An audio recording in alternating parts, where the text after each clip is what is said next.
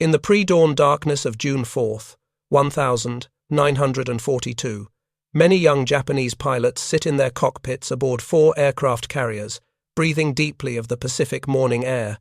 Others are being briefed in ready rooms, studying their target maps one final time. Still others, mechanics and deck crews, are making last-minute adjustments to aircraft that will soon launch into history. Unknown to them, 240 miles to the northeast, 3 American carriers are already turning into the wind, preparing to launch their own strikes. In just a few hours, what was meant to be Japan's decisive victory, the elimination of American carrier power in the Pacific, will instead become the Empire's most catastrophic defeat. 4 Japanese carriers that had triumphed at Pearl Harbor will slip beneath the waves, taking with them not just steel and fuel, but the dreams of Japanese expansion and over 3,000 irreplaceable airmen and sailors. This had been the culmination of 6 months of victories.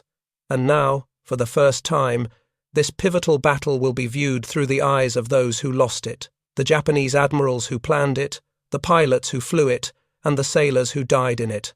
This is the Battle of Midway. Before we dive deeper, tell me in the comments where you're watching from. Grab yourself a warm drink, maybe a cup of tea or just some water, and sit back as we begin this journey together. It is the spring of 1942, 2 months before the disaster at Midway. Currently in Tokyo, Admiral Isuroku Yamamoto, Commander-in-Chief of the Combined Fleet, is locked in heated arguments with the Naval General Staff.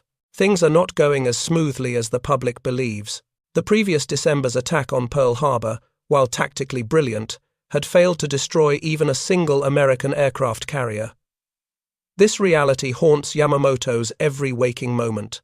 The USS Enterprise and USS Lexington had been at sea during the attack, and now, 6 months later, these carriers continue to strike at Japanese forces across the Pacific. Worse still, on April 18th, American B-25 bombers, launched from the carrier USS Hornet, had appeared in the skies over Tokyo itself.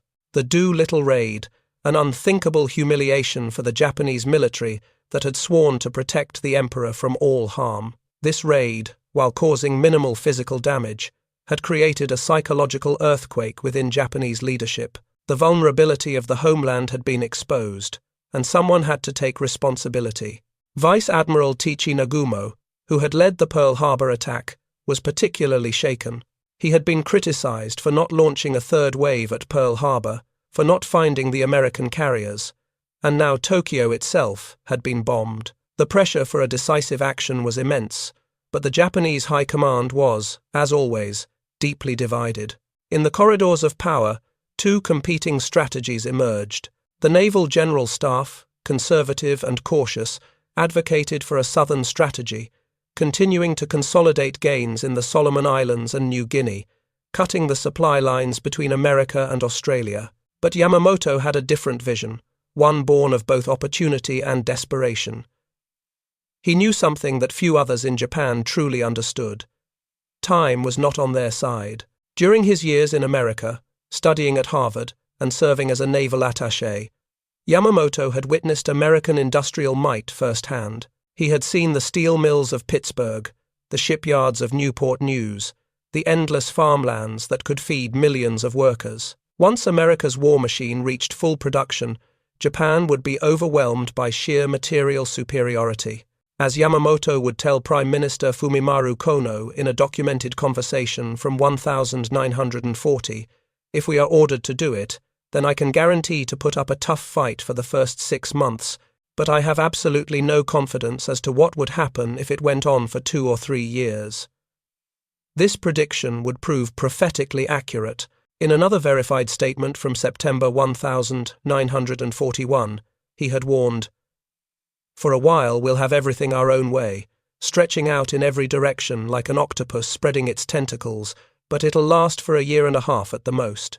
The solution, Yamamoto argued, was Operation MI, the invasion of Midway at this tiny pair of islands, just 6 square miles of coral and sand, held strategic importance far beyond its size. Located 1,100 miles northwest of Pearl Harbor, Midway served as America's westernmost outpost, a crucial refueling station for submarines and aircraft patrolling the Central Pacific. But more importantly for Yamamoto, Midway would serve as bait, irresistible bait that would draw out the American carriers from Pearl Harbor. When they came to defend the atoll, the superior Japanese fleet would destroy them in a decisive battle, the kai kesan that Japanese naval doctrine had always envisioned. The plan was complex, perhaps too complex. It involved multiple forces operating across thousands of miles of ocean, an invasion fleet to capture Midway, a carrier strike force to destroy American air power, a main body with battleships, including Yamamoto's flagship, the mighty Yamato, and even a diversionary attack on the Aleutian Islands to confuse the Americans. Some 200 ships in total, the largest fleet Japan had ever assembled. The operation order alone ran to 700 pages, distributed only days before sailing, giving subordinate commanders barely any time to study it. Opposition to the plan was significant, but ultimately futile. Rear Admiral Matt Ugaki, Yamamoto's chief of staff, conducted war games in early May that showed disturbing results. In the tabletop exercises, the American carriers appeared earlier than expected and inflicted serious damage on the Japanese fleet.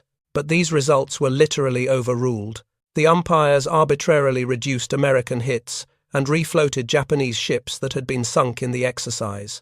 When Lieutenant Commander Minoru Genda, the brilliant tactical planner who had designed the Pearl Harbor attack, expressed concerns about the operation's complexity and the vulnerability of the carriers, he was dismissed. The victory disease, that fatal overconfidence born from 6 months of easy conquests, had infected even the most brilliant minds in the Imperial Navy. The Japanese believed they had sunk 2 American carriers at Coral Sea in May. They had actually sunk only one, the USS Lexington. They assumed the USS Yorktown was so badly damaged she would be out of action for months. Japanese intelligence had failed to detect the frantic repair efforts at Pearl Harbor, where 1,400 workers labored around the clock to patch up Yorktown in just 3 days, a feat Japanese shipyards could never have accomplished. They calculated the Americans could have at most 2 operational carriers to oppose them. Meanwhile, the man chosen to lead the carrier strike force, Vice Admiral Chuichi Nagumo, harbored his own deep doubts. Nagumo was not a carrier admiral by training or temperament, a torpedo specialist who had been appointed to command the First Air Fleet more by seniority than expertise. He had never been comfortable with naval aviation. At Pearl Harbor, his caution had prevented a third strike that might have destroyed the American fuel depots and repair facilities. Now he was being asked to lead an even more complex operation with an increasingly worn-out force. His carriers had been at sea almost continuously since Pearl Harbor, striking Darwin, Ceylon, and supporting operations from the Indian Ocean to the Coral Sea. His air crews were exhausted, and the ships needed maintenance. Most troublingly, the recent Battle of the Coral Sea in May had cost Japan dearly. While tactically a Japanese victory with the sinking of the Lexington, strategically it was a setback. The carrier Shokaku had been badly damaged and would need months of repairs. Her sister ship Zuikaku had lost so many aircraft and pilots that she could not participate in the Midway operation. 2 of Japan's best carriers would be absent from the decisive battle, as Nagumo confided to his chief of staff, Captain Ryunosuke Kusaka. "We are being asked to do too much with too little. The Americans have had time to prepare. Our pilots are tired, and we don't even know where their carriers are. Yamamotoan is gambling with the fate of the empire." But perhaps the most fatal flaw in the Japanese plan was one of intelligence and mindset. Unknown to the Japanese, the Americans had broken the Japanese Navy's JN-25B code. Commander Joseph Rashfort, Station Hypo at Pearl Harbor, had been reading Japanese messages since early 1942. The Americans knew about Operation MI, knew the target was Midway, confirmed through the famous AF ruse, where Midway broadcast false reports of water shortage via secure cable, then intercepted Japanese messages that AF was short on water and knew the approximate date of the attack. Admiral Chester Nimitz had complete Japanese order of battle and could position his forces accordingly. The Japanese submarine cordon meant to detect American ships leaving Pearl Harbor would arrive on station too late. The American carriers had already passed through. The planned reconnaissance by flying boats of Pearl Harbor, Operation K, was cancelled when submarine Natapshad 123 found American warships, USS Thornton and USS Pelba, occupying French frigate Scholes, the intended refueling point. This had worked in March, when 2 Kawanishi H-8K flying boats had refueled there from submarines to bomb Ahu. But Nimitz had learned from that raid. One by one, the eyes that might have warned of the American ambush were being blinded. Radio intelligence did indicate increased American submarine activity and message traffic around Midway. The ease with which the Americans had found Japanese forces at Coral Sea suggested their codes might be compromised. But these warnings were dismissed. As one staff officer put it, "The Americans are too stupid to break our codes and too cowardly to fight unless they have overwhelming superiority. They will come to Midway only after we have taken it, and then we will destroy them." On May 27th, the anniversary of Admiral Togo's great victory over the Russians at Tsushima, Nagumo's carrier strike force, the Kido Butai, sailed from the inland sea. 4 carriers departed: Akagi, Red Castle, Yamamoto's former command, and Nagumo's flagship; Kaga, Increased Joy, the converted battleship; Hiyu, Flying Dragon, and Soryu, Green Dragon. Between them, they carried 248 aircraft, including 2,110 being fed to Midway, with 225 operational for combat and the most experienced naval aviators in the world. These were the ships and men who had devastated Pearl Harbor, who had rampaged from Hawaii to Ceylon. Surely nothing could stop them. Commander Minoru Genda, still recuperating from his emergency appendectomy, but serving as Nagumo's air operations officer despite his illness, made a final entry in his diary before departure. "We sail with heavy hearts. This operation has been rushed. Our intelligence is poor, and the plan is too complex. But we are samurai. We will do our duty even if it leads to death. May the gods protect Japan, for I fear we sail toward catastrophe." The fatal flaw of overconfidence was perhaps best exemplified by the treatment of Commander Mitsuo Fueda, who had led the Pearl Harbor attack. In late May, Fueda underwent an emergency appendectomy aboard Akagi. The surgery left him too weak to fly, depriving the Japanese of their most experienced strike leader at the most critical moment. According to later testimony from other officers, Fueda watched the preparations from his sick bed with growing unease, sensing that everything about this operation felt wrong. The timing, the plan, the very air itself seemed heavy with impending doom. However, historians note that Fueda's post-war accounts must be treated with caution, as modern scholarship has challenged many of his claims. In the pre-dawn darkness of June 3rd, 600 meters to the north, the Aleutian Islands operation begins. Rear Admiral Kakuji Kakutoa's second carrier strike force with the light carriers Ryujo and Juno launches strikes against Dutch Harbor in Alaska. This is meant to be the Great Diversion, pulling American forces north while Nagumo attacks Midway. But unknown to the Japanese, the Americans have not taken the bait. Admiral Chester Nimitz, fully informed by his Kodarikas of the real target, has kept his carriers at Midway. The elaborate deception has deceived no one but the Japanese themselves. Meanwhile, Nagumo's carriers steam through fog toward their launch point, maintaining strict radio silence that will prevent any coordination between the widely separated forces. In the ready rooms, pilots receive their final briefings. Lieutenant Joy Tominaga, who will lead the first strike, studies the reconnaissance photos of Midway one last time. The images are weeks old, but they show the airfield, the fuel tanks, the defensive positions. What they don't show is the recent reinforcement of the island, the additional fighters, bombers, and most crucially, the radar station that will detect the Japanese strike while it's still 93 miles away. That evening, American PBY Catalina flying boats spot portions of the Japanese invasion fleet 700 meters west of Midway.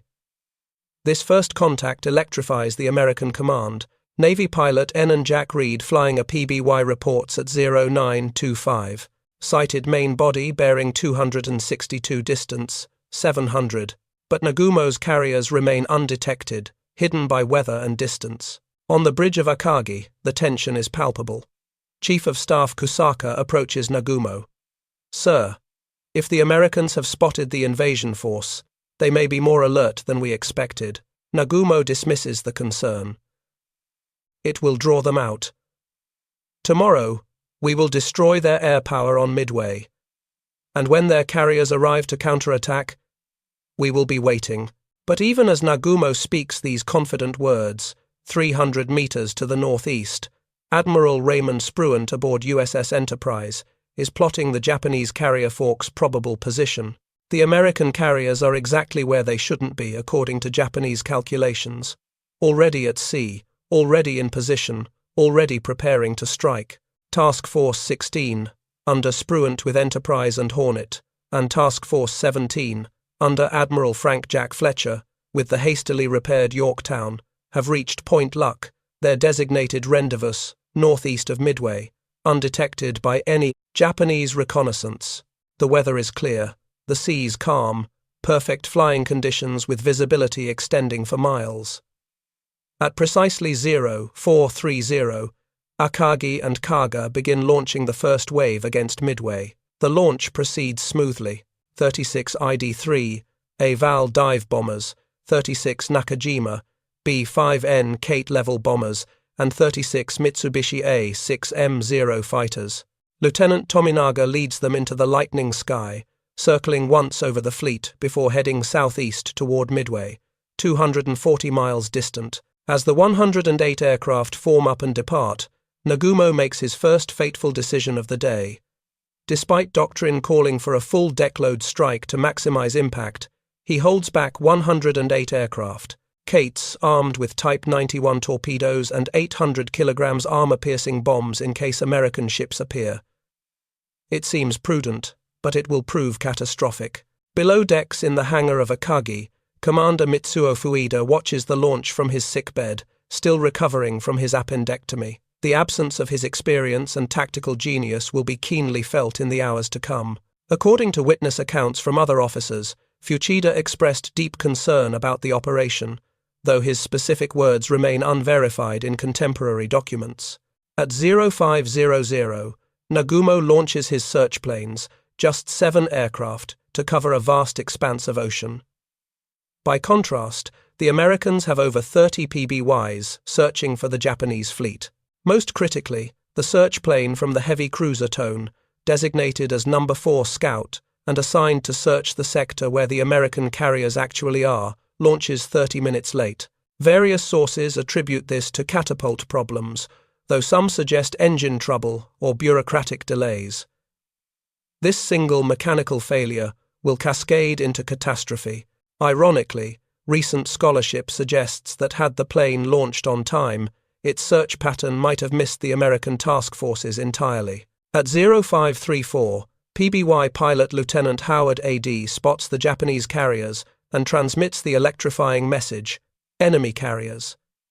He follows with more detail at 0552, 2 carriers and battleships bearing 320 degrees, distance 180 miles, course 135, speed 25. On Enterprise, Spruant makes a command decision that will determine the battle's outcome. Despite the extreme range, nearly 200 meters, he orders an immediate strike. His aircraft will have barely enough fuel to return, but he wants to catch the Japanese when they're most vulnerable, recovering their Midway strike. Meanwhile, at 0553, radar on Midway picks up the incoming Japanese strike 93 miles out. Air raid sirens wail across the tiny atoll. Every available aircraft is scrambled, bombers to attack the Japanese fleet, fighters to defend. Marine fighters launch into the air. 20 obsolete Brewster F-2A Buffaloes and 7 Grumman F-4F Wildcats. They are outnumbered 4-1 by the escorting Zeros. The interception occurs at 0616. Marine Major Floyd Parks, leading the defenders, makes his final radio transmission. Hawks at Angels 14 supported by fighters. The massacre is swift and brutal. The Zeros, with their superior maneuverability and experienced pilots, tear through the Marine formation.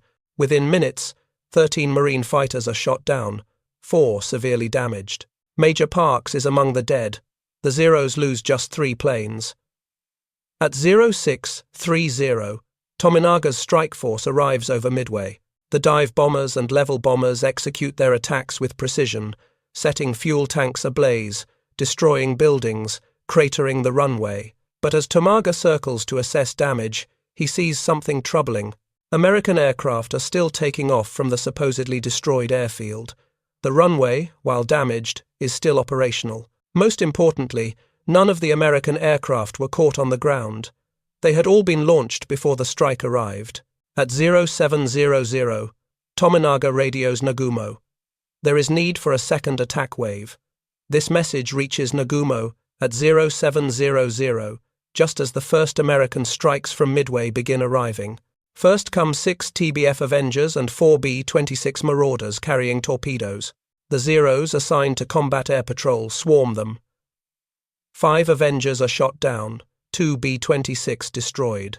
But 1 B-26, nicknamed Susie Q, and piloted by Lieutenant James Murray, makes a desperate run directly at Akagi after dropping his torpedo. According to multiple Japanese witnesses, including bridge personnel, the bomber roared down the length of Agi's flight deck, its gunners strafing and killing 2 sailors.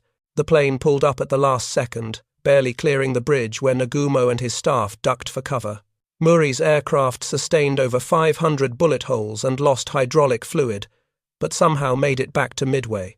A second B-26, piloted by Lieutenant Herbert Mays and heavily damaged, actually crashed into the ocean near Akagi's bridge, possibly attempting a deliberate ramming attack. This near miss has a profound psychological effect. As Captain Kusaka would later testify, the Admiral was visibly shaken. To have an enemy plane nearly crash into the bridge, it was as if the war god had given us a warning. More American attacks follow in rapid succession. 16 Marine dive bombers led by Major Lofton Henderson, who would be killed leading his squadron. 15 B, 7 bombing from high altitude. 11 Marine Vindicators. All are repulsed with heavy losses, scoring no hits, but they keep the Japanese carriers dodging and weaving, unable to conduct flight operations efficiently. At 0715, Nagumo faces a critical decision. His reserve aircraft are armed with armor-piercing bombs and torpedoes for ship attack, but Tominaga needs support at Midway, and no enemy carriers have been spotted. After heated discussion with his staff, Nagumo issues the order that seals his fate. Remove torpedoes, load land, attack bombs. This violates Yamamoto's explicit orders to maintain readiness for anti-ship operations. Down in the hangar decks of all 4 carriers, chaos erupts. Ordnance crews begin the laborious process of removing Type 91 torpedoes and 800 kilograms armor-piercing bombs, replacing them with smaller land attack munitions. Against regulations and safety protocols, the removed torpedoes are stacked in the hangar spaces rather than being returned to the magazines far below. There isn't time. Bombs are piled near the aircraft. Fuel hoses snake everywhere as planes are refueled. As one mechanic, Airman Mai would later testify if he had survived. The hangar deck looked like a bomb factory. One spark and we would all be dead. At 0728, everything changes. The tones delayed scout plane number 4 finally reports. Sight what appears to be 10 enemy surface ships bearing 010 degrees. Distance 240 miles from Midway. Course 150 degrees, speed over 20 knots. Nagumo immediately signals ascertain ship types. The response doesn't come for 12 agonizing minutes. Meanwhile, the rhyming continues, the hangar decks becoming increasingly cluttered with ordnance. At 0745, another American strike arrives. 16 Marine dive bombers from VMSB 241, led by Major Henderson. The Zeros savage them, shooting down 8, but the attacks keep coming, forcing violent evasive maneuvers that prevent flight operations. Nagumo is trapped in an impossible position. His fighters are running low on fuel and ammunition from fighting off continuous attacks. Tomaga's strike force will return soon, also low on fuel. His decks are spotted with aircraft being rearmed, and somewhere out there are American surface ships, possibly carriers.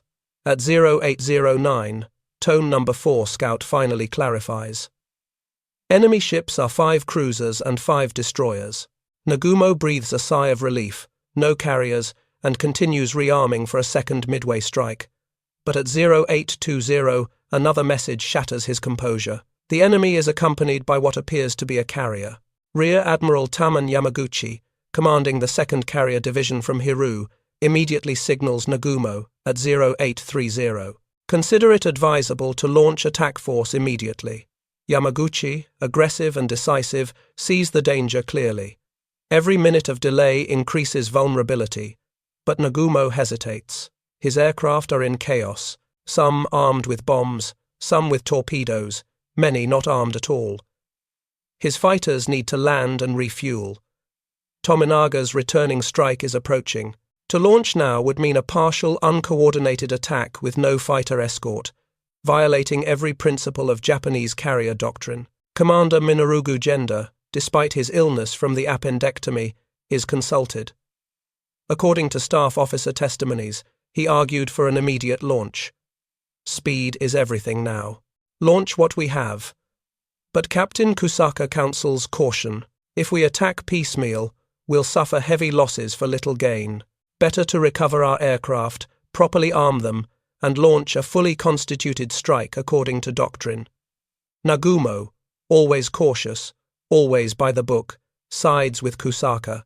We will recover Tom Minoga's force, rearm and refuel properly, and then strike with full strength.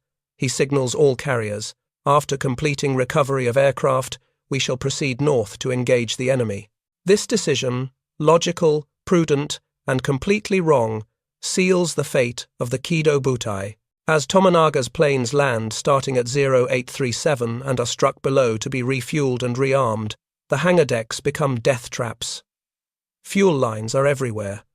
Bombs and torpedoes are scattered about. The constant cycling of elevators brings planes up and down. Safety protocols are completely abandoned in the rush to prepare for launch.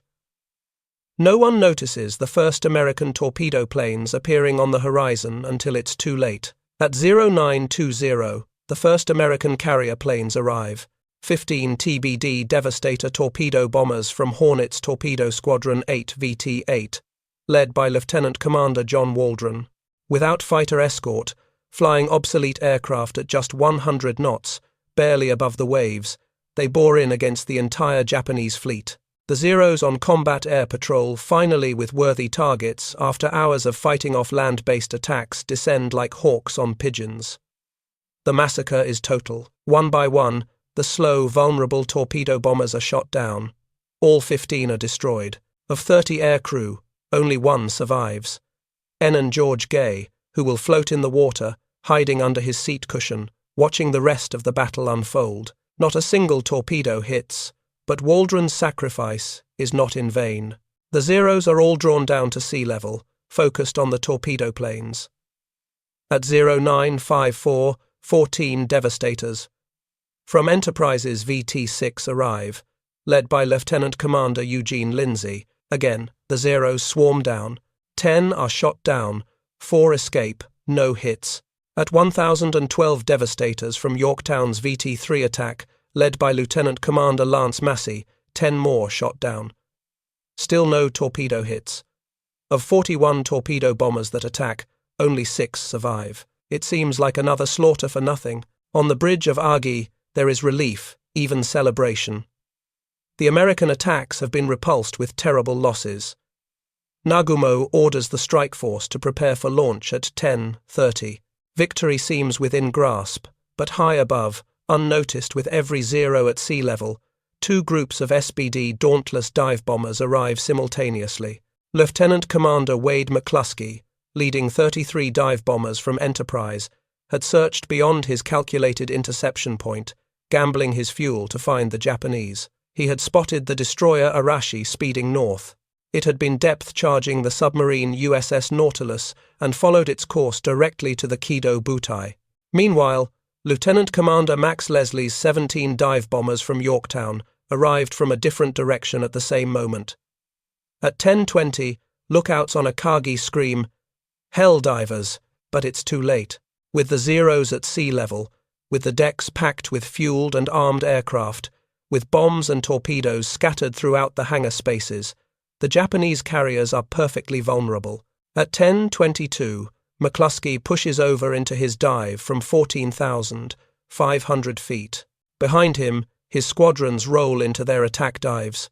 The rising sun insignia on the carrier decks below grow larger, becoming perfect targets in the crystalline Pacific morning. Lieutenant Commander McCluskey leads his bombers against Kaga, while Lieutenant Richard Best takes his division against Akagi. Almost simultaneously, Leslie's Yorktown bombers plunge towards Soryu. The Japanese carriers, recovering from violent evasive maneuvers and with their decks crowded with aircraft, are caught at their most vulnerable moment. On Kaga, 4 bombs strike in rapid succession. The first, a 1,000-pounder, explodes near the bridge at 10:22, killing Captain Jasaku Okada and most of his command staff instantly. The second strikes the flight deck amidships, penetrating to the hangar deck where fueled aircraft explode in chain reactions. The third and fourth bombs turn the ship into an inferno. Within minutes, Kaga is a floating torch with ammunition cooking off and aviation fuel creating walls of flame.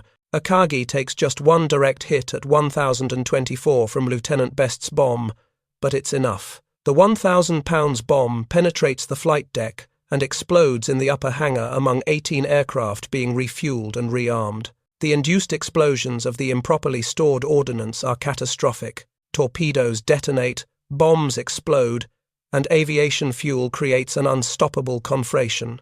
Bridge personnel report that within 2 minutes, the entire hangar deck is an inferno with temperatures exceeding 1,000 degrees C. Soryu suffers 3 direct hits in her hangar spaces at 10:25. Lieutenant Leslie's bombers place their ordnance with deadly precision. 13 valves, 3 zeros, and 4 cates on the flight deck are blown apart. Below, in the hangars, the stacked torpedoes and bombs create secondary explosions that tear through the ship's vitals. Her captain, Ryusaku Yamamoto, refuses to leave his burning ship. According to the testimony of Chief Petty Officer Abe, who was sent to rescue him, Yamamoto was last seen on the bridge, sword in hand, singing the national anthem, Kimigayo, as flames engulfed the command structure. Only Hiru, separated from the others by several miles and screened by clouds, escapes. Admiral Yamaguchi immediately prepares a counterstrike, but 3/4 of Japan's carrier striking power has been eliminated in 5 minutes.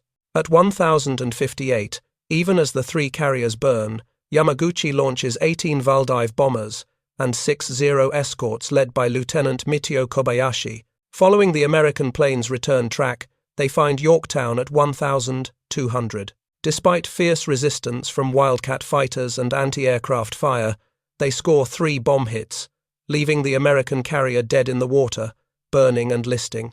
Damage control parties work frantically, and incredibly, within 2 hours, Yorktown is underway again, making 20 knots.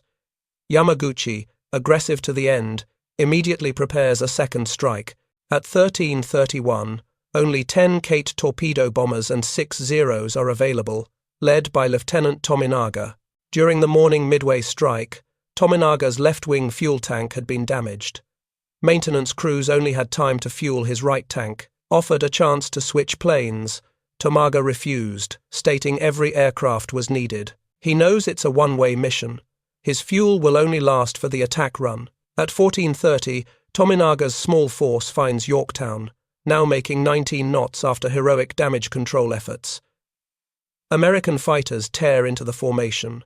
Tominaga holds his course despite his plane catching fire from fighter attacks. According to American witnesses, his burning aircraft maintained its torpedo run until the very last moment, releasing its torpedo before crashing into the sea. 2 torpedoes hit Yorktown at 1,445, tearing open her port side and causing a 26 degrees list. This time, the damage is fatal. But at 1,700, 24 dive bombers from Enterprise find Hiru. 4 bombs turn her into another inferno. At 1,703, Yamaguchi assembles his crew on the tilting flight deck. According to survivors, he apologized for the defeat, urged them to survive and rebuild a stronger navy, then retired to his bridge with Captain Tomoko Kaku. Both chose to go down with their ship. Their bodies were never recovered. Yamaguchi's final message to Nagumo included an apology for the defeat and a hope for the emperor's fortune in war. He was posthumously promoted to Vice Admiral. Through the night of June 4th to 5th, the surviving Japanese ships attempt damage control, but it's hopeless. Soryu sinks at 1,913 on the 4th, with 711 men. Kaga follows at 1,925, taking 811 sailors to the bottom. At 0200 on June 5th, Yamamoto, still 600 meters away aboard his flagship Yamato, with the main body that never engaged, finally accepts reality. He signals, "Occupation of Midway is cannelled. Withdraw." Akagi proves surprisingly hard to kill. Despite the raging fires, she remains afloat through the night. At 0500 on June 5th, after all survivors are evacuated, Japanese destroyers fire 4 torpedoes into her. She finally sinks, taking 267 men with her. Hiyu, also refusing to die easily, is scuttled at 0510. After burning through the night, she takes 392 sailors and both her admirals into the deep. As the sun rises on June 5th, the cream of the Imperial Japanese Navy's carrier force lies on the bottom of the Pacific in water over 17,000 feet deep. With them are 357 men. Of these, 2,181 died on the carriers. Akagi lost 267, Kaga 811, Hiru 392, and Soryu 711. Another 792 died on the heavy cruisers when Makuma was sunk, 700 dead, and Moami damaged, 92 dead, after they collided during night operations and were caught by American aircraft. Crucially, only 110 were aircrew. Most pilots were rescued. The greater irreplaceable loss was over 700 skilled aircraft mechanics and flight deck personnel, whose expertise had taken years to develop. The survivors picked up by destroyers are immediately segregated from the rest of the fleet to prevent news of the disaster from spreading. They are confined below decks, forbidden to communicate with anyone. The disaster isn't quite over. On June 6th, the submarine I-168, commanded by Lieutenant Commander Yahachi Tanab, finds the crippled Yorktown undertow by USS Vero. Tanab had been off Midway providing weather reports and had watched the morning attacks through his periscope. Now, slipping through the destroyer screen at 3 knots, he achieves what the entire Kido Butai could not. At 1,331, Tanabe fires a spread of 4 torpedoes from 1,200 YDs. 2 hit Yorktown. 1 hits the destroyer Hammond alongside, providing auxiliary power. Hammond breaks in 2 and sinks in 4 minutes with 80 dead, many killed by her own depth charges exploding. Yorktown, hit by 2 more torpedoes, is doomed, but refuses to sink immediately. She finally rolls over and sinks at 0701 on June 7th in approximately 16,650 feet of water. This small consolation sinking the carrier that had helped destroy the Kido Butai barely registers against the scale of the Japanese defeat. Meanwhile, the heavy cruisers Magami and Mikuma, attempting to bombard Midway on the night of June 4th, had collided while avoiding submarine attack. American aircraft find them on June 6th. Makuma is sunk with 700 hands, the highest death toll of any Japanese ship at Midway. Moami, heavily damaged, and with 92 dead, barely makes it back to Truk. The disaster is complete. The journey home is one of shame and silence. Wounded sailors from the carriers are kept isolated in special compartments. No one is allowed to speak of what happened. When the fleet returns to Japan at Hashima Naval Base on June 14th, they anchor at night to avoid observation. The wounded are offloaded in darkness, classified as secret patients, and taken to isolated naval hospitals where they're kept under virtual arrest, quarantined even from their own families. They are forbidden any contact with the outside world. According to U.S. Naval Institute sources, they were treated in an appalling manner as disgraced losers. The survivors of the air groups are immediately reassigned to distant bases in the South Pacific without being allowed to see families or friends. The majority will die in the subsequent battles of the Solomon Islands campaign.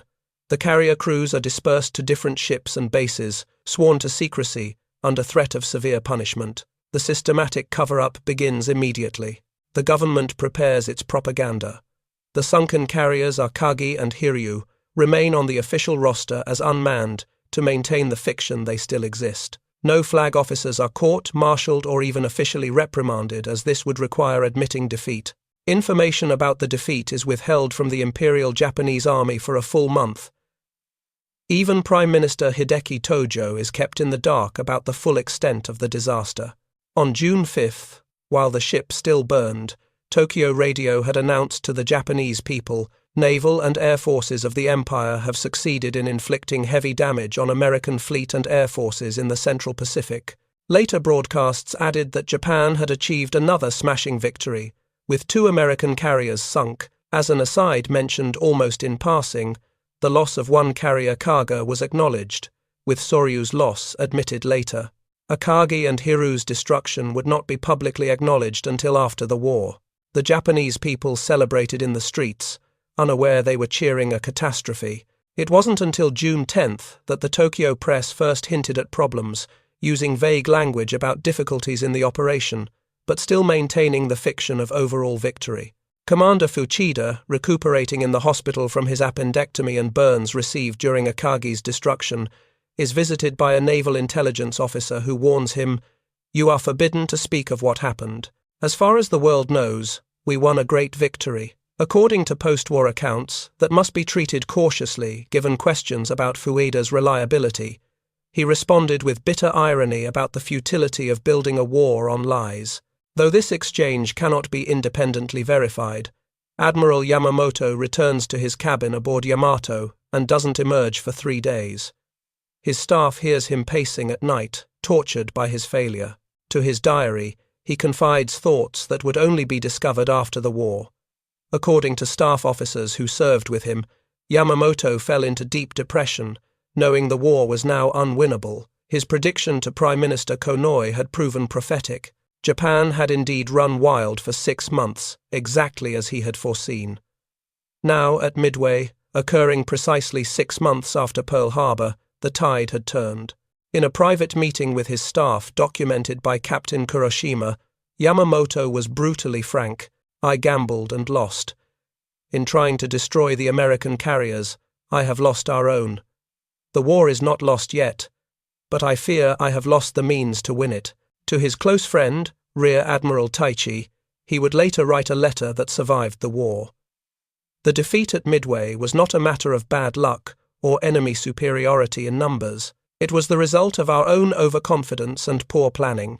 We underestimated American capabilities and overestimated our own. Now we will pay the price for our hubris. I give Japan perhaps 18 months before the situation becomes completely hopeless. His prediction would prove optimistic. Within 18 months, Japan would lose the Marianas, and American B-29 seconds would be within range of the home islands. The true cost of Midway extends far beyond the 4 carriers, and 57 dead. Japan has lost over 100 of its best pilots, men with years of training and combat experience from China to the Indian Ocean. The pilot training program, which takes 2 years minimum to produce a combat-ready aviator and far longer to create an expert, cannot replace them. More critically, the 700-plus skilled aircraft mechanics, armourers, and flight deck crew who died represent institutional knowledge that took decades to develop. These men knew every rivet of their aircraft, every quirk of their carrier's operations. As Admiral Ugaki writes in his diary, later captured and translated, "We can build new carriers in 2 years. We cannot build new pilots with the experience of those we lost, and we will never replace the skilled maintenance crews who knew how to keep our aircraft flying under combat conditions. The real tragedy of Midway is not the ships, but the men. The Japanese naval aviation never recovers."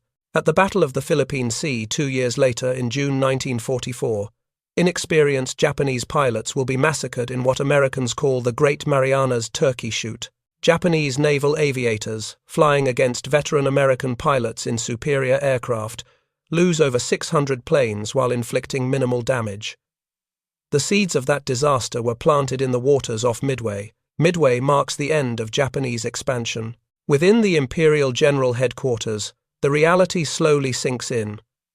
Despite the propaganda, the planned invasions of Fiji, Samoa, and Hawaii are quietly cancelled. The proposed Operation FS to cut the supply lines between America and Australia is abandoned. Instead, Japan is forced into a defensive war it cannot win. The Americans, their confidence soaring, begin planning their counter-offensive. Guadalcanal, just 2 months away, will begin the long, bloody American advance toward Japan. The psychological impact is equally devastating. The Japanese Navy's aura of invincibility, carefully cultivated since the victory over Russia at Tsushima in 1905, is shattered forever. As one destroyer captain, Commander Tamichihara, recalled in his memoirs, "After Midway, we never felt confident again. We went into battle expecting to lose. The Americans went in expecting to win. The whole psychology of the war had changed in those 5 minutes when our carriers were hit." Within the Navy itself, bitter recriminations begin immediately, though never publicly. Admiral Nagumo, made a scapegoat for the defeat, despite following orthodox doctrine, is relegated to shore duty. He will never command carriers again. In 1944, during the American invasion of Saipan, where he commands ground forces, he commits suicide rather than face capture. Admiral Ugaki writes in his diary, "Nagumo is finished as a commander. The blame must fall on someone, and it cannot be Yamamoto." The defeat also exposes fundamental flaws in Japanese military culture. The inflexibility of thinking, the inability to adapt to unexpected situations, the blind adherence to doctrine, even when circumstances change. All these cultural traits that contributed to the defeat are recognized but cannot be changed. The same rigid hierarchy and thinking that led to disaster at Midway will be repeated again and again throughout the war. Post-war analysis reveals the cascade of failures that led to disaster. The Japanese operation was too complex, with forces scattered across thousands of miles unable to support each other. Radio silence maintained religiously prevented any coordination when plans went awry. Intelligence was abysmal. The Japanese had no idea American carriers were already at sea, while the Americans knew every detail of Japanese plans thanks to their code-breaking. The failure of reconnaissance was particularly damning. Only 7 search planes to cover a vast ocean area, compared to over 30 American PBY Catalinas. The cancelled Operation K reconnaissance of Pearl Harbor due to American presence at French frigate Scholes. The submarine cordon arriving too late to detect American carriers leaving Pearl Harbor. The Tone's crucial half-hour delay in launching its scout plane. Each failure individually might not have been fatal. Together, they guaranteed disaster. Perhaps most critically, the Japanese underestimated American capabilities while overestimating their own. They assumed Americans couldn't break their codes. They had. They assumed Yorktown couldn't be repaired quickly. She was fixed in 72 hours. They assumed American pilots were inferior. At Midway, American dive bomber pilots proved devastatingly effective. They assumed American carriers would arrive after Midway was captured. They were waiting in ambush. The damage control failures were equally telling. Japanese carriers with enclosed hangar decks and inadequate firefighting systems became death traps when hit. American carriers with open hangar decks and superior damage control proved far more survivable. Yorktown took tremendous punishment and might have survived if not for the submarine attack. The Japanese carriers burned catastrophically from single hits due to poor fuel system design and inadequate ammunition handling procedures. Admiral Yamamoto does not long survive the defeat he knew doomed Japan. On April 18, 1943, American Coderiers intercept his travel schedule. P-38 Lightning fighters intercept his plane over Bougainville and shoot it down. His death, exactly 1 year after the Dittle raid that had precipitated Midway, seems almost poetic justice. Found in the jungle, still strapped to his seat, sword at his side, Yamamoto takes to his grave the full knowledge of how Japan lost the war in those 5 minutes at Midway. Before his death, in one of his last letters to a friend that survived the war, Yamamoto reflected with remarkable clarity. At Midway, we learned that wars are not won by spiritual strength alone, they are won by intelligence, both kinds, good information, and the wisdom to use it properly. We had neither. We were too proud to believe the Americans could be waiting for us, too rigid to adapt when our plans went wrong, and too arrogant to admit our codes might be broken. Pride goeth before a fall, and our pride was limitless. The result was inevitable. The greatest irony of Midway is that it achieved Yamamoto's goal just in reverse. It was indeed the decisive battle he had sought, but it was Japan, not America, that was decisively defeated. The carriers he had tried to trap had instead trapped him. The ambush he had planned became the ambush he suffered. The decisive battle doctrine that Japanese naval strategy had been built upon for 40 years was proven correct. But it was the Americans who won it. As documented in Japanese military archives, Yamamoto had genuinely feared American industrial might. In early 1942, he told his staff, "A military man can scarcely pride himself on having smitten a sleeping enemy. It is more a matter of shame simply for the one smitten. I would rather you made your appraisal after seeing what the enemy does, since it is certain that angered and outraged, he will soon launch a determined counterattack." At Midway, that counterattack arrived with devastating efficiency. The Americans had not only recovered from Pearl Harbor, but had turned Japanese strategy against them. The war would continue for 3 more years, but its outcome was effectively decided in those 5 minutes, on June 4, 1942. But beyond the strategic implications, Midway was fundamentally a human tragedy. In the waters 325 miles northwest of Midway, 57 Japanese sailors and airmen died. Young men who had written final letters to their families that morning, who had shared rice and tea for breakfast, who had dreams of victory and home. They died in flames that reached 1,000 degrees, drowned in oil-slicked waters, or were torn apart by explosions that could be heard miles away. Lieutenant Hashimoto, one of the few survivors from Akagi's engine room, testified at post-war investigations. "The screams of burning men echo in my nightmares still. We couldn't save them. The passages were blocked by fire. The ladders melted from heat. We could only listen as they died, their voices calling for their mothers, for water, for death to end their agony. Every night I hear them still." The families back home never learned the truth during the war. They received notices that their sons died gloriously for the emperor in a great victory. Mothers hung gold stars in their windows, proud of their sacrifice, never knowing it was for a defeat that sealed Japan's fate. The truth would only emerge after the war, adding betrayal to grief. Many families refused to believe it even then, so complete had been the deception. Petty Officer Tanaka, who survived Soryu's sinking, recalled the morning before the battle. "We were so confident. We joked about which American ship we would sink. Yamada said he would sink a battleship. Suzuki claimed he would shoot down 5 American planes. They were both 18 years old. Both died when the bombs hit. Their bodies were never recovered. Sometimes I wonder if they're still down there, standing at their posts, waiting for orders that will never come." Today, the 4 Japanese carriers rest in over 17,000 feet of water, their exact locations only recently discovered by deep-sea explorer Robert Ballard and subsequent expeditions. They are war graves, monuments to the price of hubris and the cost of war. The aircraft that once launched from their decks to spread destruction across the Pacific lie crumpled in their hangar bays. The bones of their crews remain at their battle stations, eternal guardians of ships that will never sail again. From the Japanese perspective, Midway represents the moment when dreams of empire collided catastrophically with reality. It was proof that spiritual strength alone cannot overcome material weakness, that courage without intelligence leads to disaster, that rigid thinking cannot adapt to fluid situations. It was Japan's appointment with destiny, and destiny proved merciless. The Midway defeat shattered more than ships and lives. It shattered illusions. The myth of Japanese invincibility, the faith in spiritual superiority over material strength, the belief that determination could overcome any odds, all died with the carriers. In their place came the grim recognition that Japan had started a war it could not win against an enemy it had fatally underestimated, using strategies that modern warfare had rendered obsolete. Yet, from the ashes of defeat came a different Japan. One that renounced war, embraced democracy, and became a force for peace and prosperity.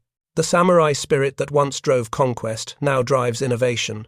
The nation that once sought to dominate the Pacific now helps maintain its peace. The technological expertise that once built carriers now builds cars and computers. In that transformation, perhaps the 357 who died at Midway did not die entirely in vain.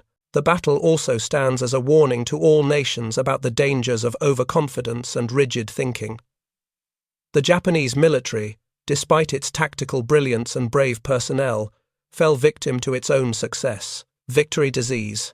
The assumption that what worked before will always work, that the enemy will act as expected, that superior spirit will overcome material disadvantage, infected decision-making at every level. The same navy that had brilliantly executed the Pearl Harbor attack 6 months earlier now bungled basic reconnaissance, ignored intelligence warnings, and walked into a trap that should have been obvious. As we look back at Midway from the Japanese perspective, we see not villains, but human beings caught in the terrible machinery of war. Young pilots who flew to their deaths with courage, if not wisdom. Commanders making decisions with incomplete information under impossible pressure. Mechanics working frantically to prepare aircraft they would never see again. Sailors fighting fires that could not be controlled, staying at their posts until the end. Their story deserves to be told not to glorify defeat or war, but to remember the cost of military aggression and the price of imperial ambition.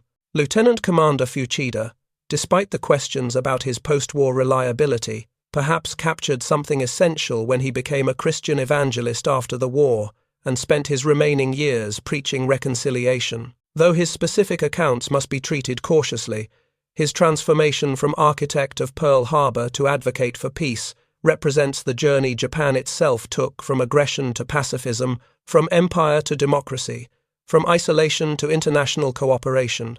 The lesson of Midway from the Japanese perspective is ultimately that no nation, no matter how powerful, can afford to underestimate its enemies, overestimate its capabilities, or ignore the changing realities of warfare.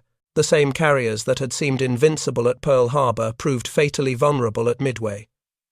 The same pilots who had swept all before them met their match in American dive bombers. The same strategies that had worked against divided enemies failed against a united and informed opponent. In the end, the waters that closed over the Japanese carriers at Midway were the same waters that would eventually wash away the militarism that sent them there. The young men who died believed they were fighting for their emperor and empire.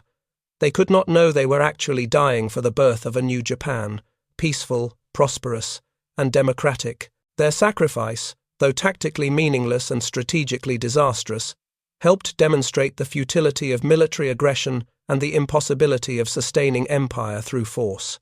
This is the Battle of Midway from the Japanese perspective, a story of pride before the fall, of human error compounding into catastrophe, of young lives sacrificed for strategic miscalculation.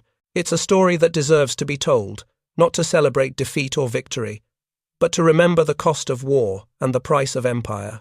For in the end, the waves that closed over the Japanese carriers at Midway were the same waves that would eventually wash clean the stains of militarism, leaving behind a nation transformed and a lesson for all humanity, that the path of aggression leads only to destruction, and that true strength lies not in conquest, but in peace.